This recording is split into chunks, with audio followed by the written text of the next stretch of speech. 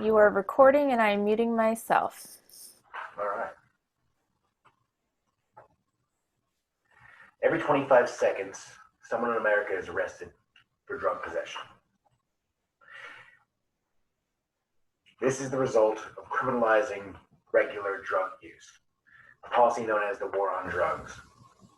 This policy must be brought to an end.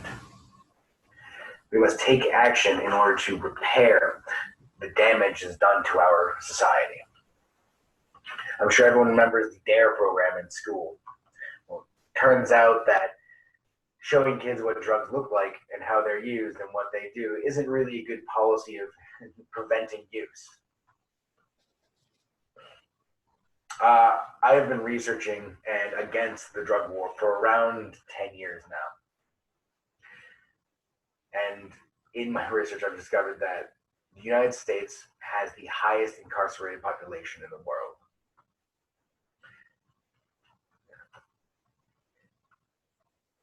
Excuse me. And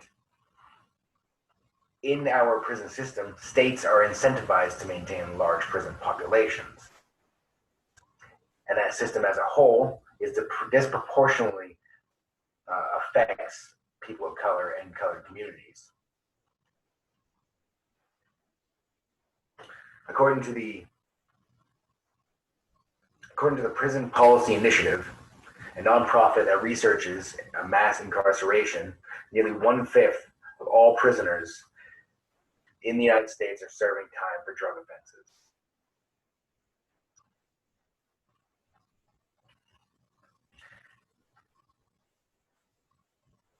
The current tough on crime stance has been linked to increases in drug use as well. So it shows that it's a lot less effective than we think. According to the Pew Charitable Trust, a nonpartisan organization that researches mass incarceration, a nonprofit organization that analyzes several social issues, drug use has continued to increase, especially with people who have been incarcerated. So why are we continuing to endlessly imprison people for drug use? Well, there's an incentive to do so. There's an incentive for states to maintain high incarcerated populations, and drugs are an easy target to do that with. As per the 13th Amendment, slavery was abolished barring one instance, except as a punishment for crime whereof the party shall have been duly convicted. So that is a literal excerpt from the 13th Amendment. According to an article by Vox, a news and opinion outlet, prisoners often work in call centers, manufacturing, and warehouses, with pay ranging between 23 cents and $1.15 an hour. And many states remain unpaid, for example, Florida. There are also risks private prisons. Private prisons are corporate-owned prisons, which the state then holds a contract to. Where the state has a contract with them. The private organization would own the contract.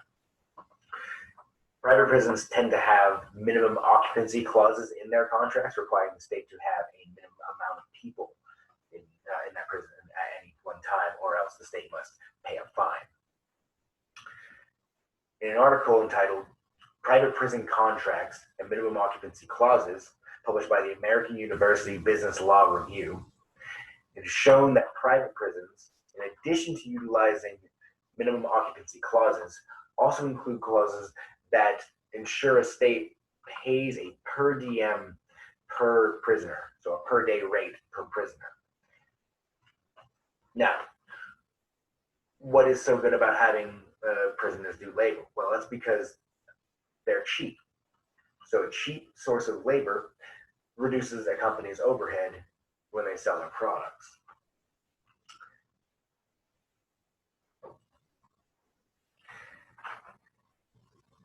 So who does this affect? Disproportionately, the war on drugs affects Black and Latino and other minority groups in the country.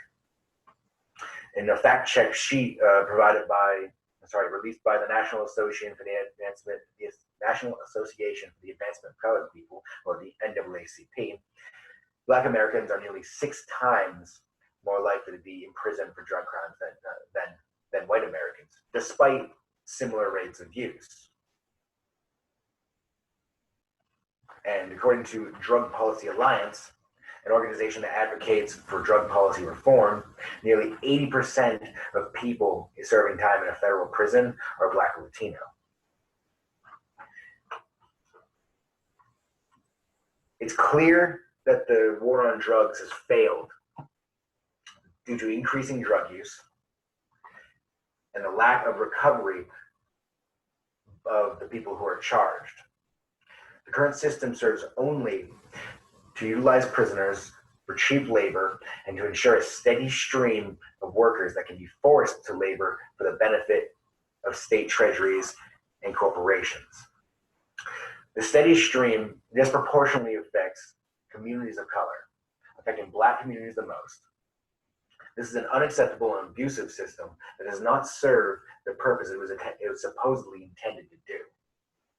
The national failure of the war on drugs cannot be understated, and the continual effort of politicians to ignore the problem while asserting that they are tough on crime in order to please political moderates does nothing but harm the affected most. We must end the war on drugs and look towards new alternatives where we treat drug users instead of punishing them and forcing them into an endless cycle of prosecution and laboring.